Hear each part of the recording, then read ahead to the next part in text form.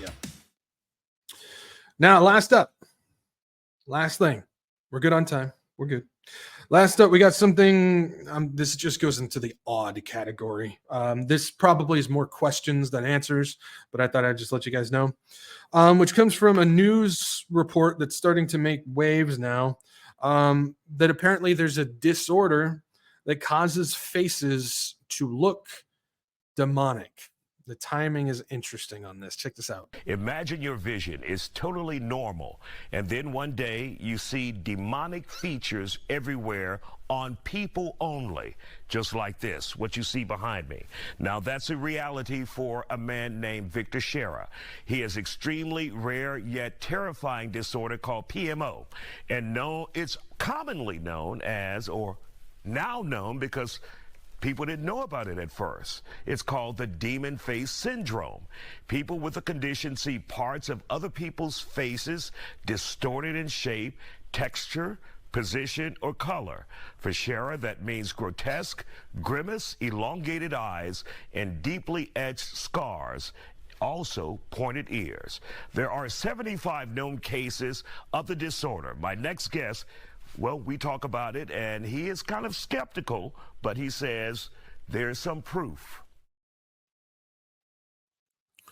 So apparently, there's now a disorder where people's faces look like demons.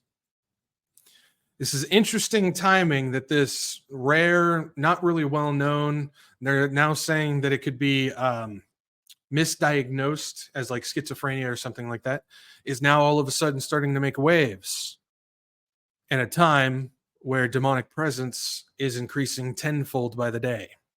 I find that interesting. I find that fascinating. So let's take a look a little bit more at this.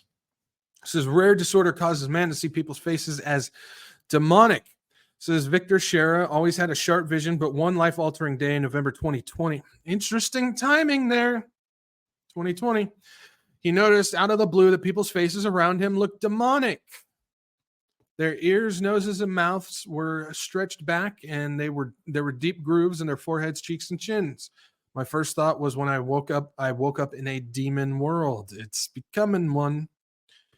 Said Sheriff 59 in Tennessee. You can't imagine how scary it was. It says he knew he taught visually impaired people and suggested he might have.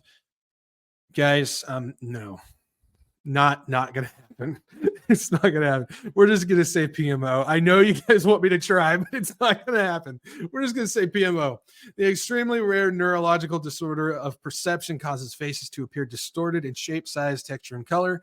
Sheriff felt the symptoms were a match, and he was formally diagnosed last year. The distortions appear only when he sees people in person, not in a photograph or through computer screens. AI can change that.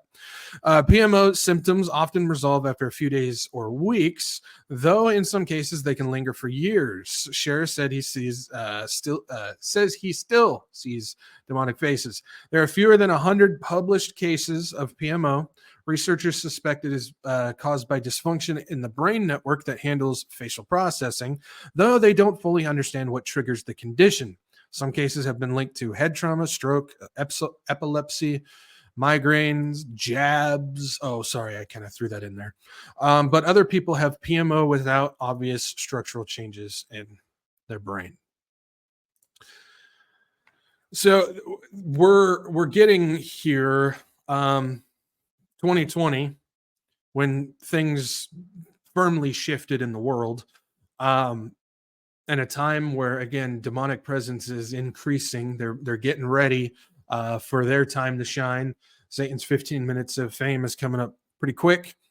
That all of a sudden, people are now going to start seeing faces as demons or demon faces. So again, this is more questions and just presenting you with some thoughts and stuff on this. I'm not going to sit here and pretend like I have anything to give you that's definitive, because I don't. This thing is interesting. But some of the stuff that popped into my head is, one, preparation for normalizing the presence of demons and demon faces and possessions and things like that. Are they prepping to normalize this, or just get people more prepared for it? Again, we have the increase in demonic presence. Could big pharma be involved? Could they be working on stuff that they're going to give out to people that has something to do with this? Something to think about. AI could also be used in this as well. Apparently, you only see it in physical form. AI could be playing a part when it comes to the digital side, especially since they're trying to mix reality with the virtual. Something to think about there. So I just find the timing of this fascinating. I don't believe in coincidence. You guys know that. Quinky dinks. Nope. This is coincidental. And so that means I think it's on purpose. That's just how I roll on this. But I just find it, again, fascinating that the increase in demonic presence is now starting to line up with what we see going on when it comes to this rare disease that apparently it's been around for a while, that's just never really made the waves until now.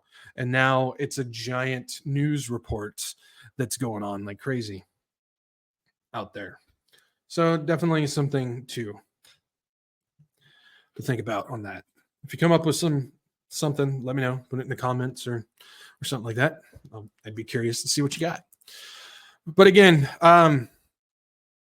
this is a time where increase on the head, on the mind, psychologically is going to increase tenfold. Again, we talk about deception all the time. I mean, we say it all the time. Not just me, everybody.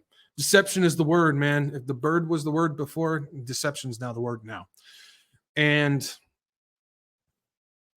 I just don't think, and I've said this before, I just don't think we truly understand how deceiving things are right now. I don't think we get it. A lot of it has to do with Satan is good at some of the deception that he does. A lot of the time is we're just not educated on some of this stuff. Like I said, we really got to make sure that we're understanding the why and the how and stuff, because I think that helps us recognize this stuff. And then at the same time, our own personal biases get in the way, where it's just because something seems to sound good and fit our own personal beliefs, we just naturally think it's good when it might not be. Christian nationalism, the Reawaken Tour, the Christ is King term. I can go on, but you guys get the point. We got to be careful. We got to be really careful. And while these people that are still trying to set all of this stuff up, they're sitting there, saying that they're up there with no fear. They're the kings on top, got nothing to worry about. They're the ones that are absolutely scared to death of death. And it's our job, for us who have hope, to share that hope with others.